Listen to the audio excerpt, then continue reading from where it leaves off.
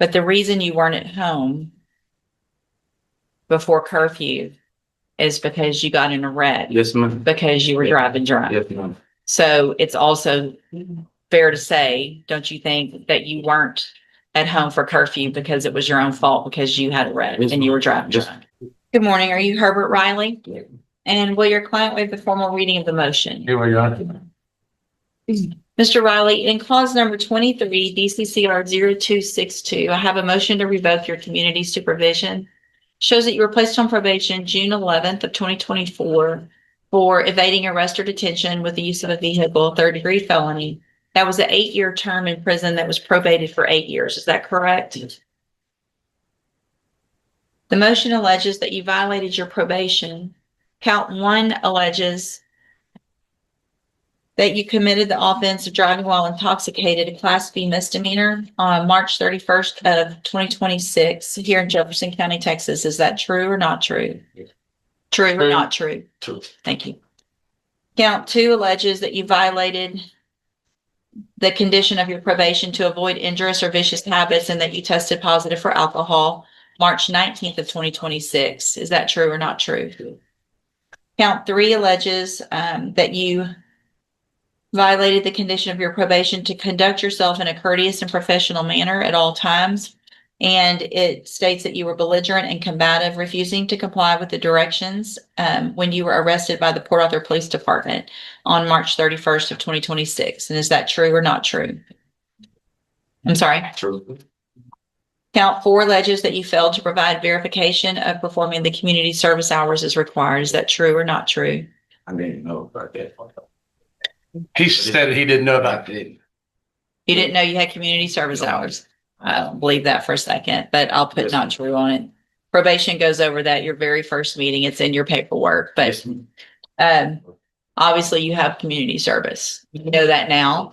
Yes. And so if I go along with this agreement, you're definitely going to have to get that taken care of. You understand? Yes, ma'am. Okay. Count 5 alleges that you were at a location other than your residence at approximately 11:49 p.m. March 31st of 2026. Was that true or not true? That's not true. At the time, He's trying. That's when you were arrested, right? The issue, Judge, is that he was on his way home and he got in a wreck. He was leaving before his curfew. I've explained that to him. He can explain why he was out after his curfew, but he was, So you had a wreck while you were driving drunk. it's 8:30. Well, I stayed up the street. where were you to 11:49? Were you at I home? was gone. I was in the cop car. Okay.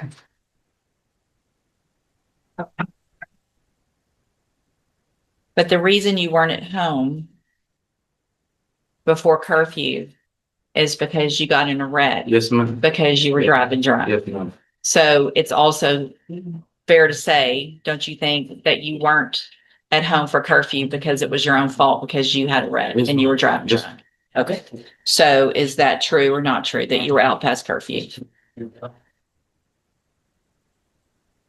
Count 6 alleges that you provided a urine sample, which this is the same really as the other one. This says he tested positive for alcohol. Okay, so count 7. Same with 7, Judge. I think maybe we could just move to 8 and be finished with it. Okay, yeah, those are the same. Count 8 alleges that you failed to submit to alcohol and or drug screening February 6th of 2026 and March 9th of 2026. And is that true or not true? True. And then count 9, that was count 8, I'm sorry. Count 9 alleges that you failed to pay your court assessed fees as directed.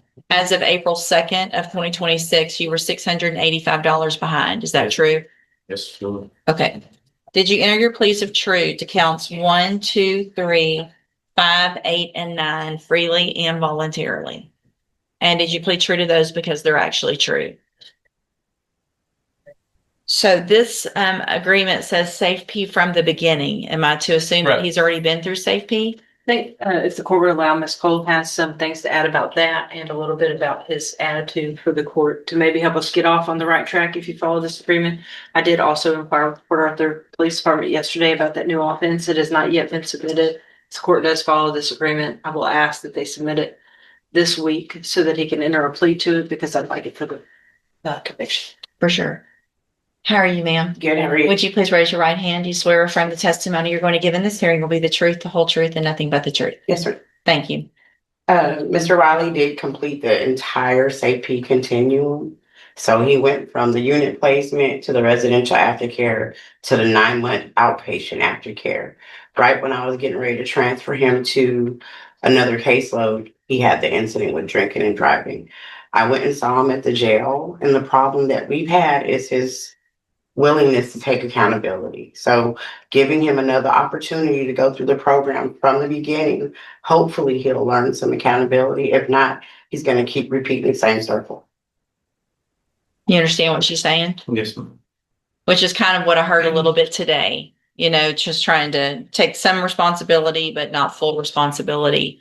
And that's just going to get you in prison is where it's going to get you, because you're not going to get an opportunity like this again. Yes, ma'am. The amount of money that it cost us to send you to safety is ridiculous. And the fact that everybody's willing to work with you and do it again means they think there's something worth saving. And that's great. And I want that for you.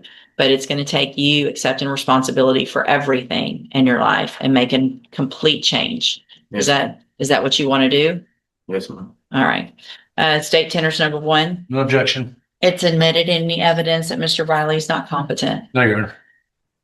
All right, sir, I'm going to find that you entered your pleas of true to counts 1, 2, 3, 5, 8, and 9 freely and voluntarily. Find those counts true. Find sufficient evidence at this time to revoke your probation, but I'm not going to do that. I'm going to follow this agreement. I'm going to continue you on probation. I'm going to order that as a condition of your probation, you enter and successfully complete the SAFE program. Take advantage of it, learn from it. You should have all the tools when you get out of SAFE to never make these mistakes again. Yes, ma'am. Because if you do, you've already agreed to an 8-year sentence. So if you're back in here, you're looking at that 8 years that you've already agreed to. No negotiations. If you violate your probation, it's the 8 years. You understand? Yeah. All right. So I'm going to hand you the trial court certification that shows this was an agreement that I followed, and so you waived your right to appeal. I wish you the best of luck, sir. It's print. Give me just a second.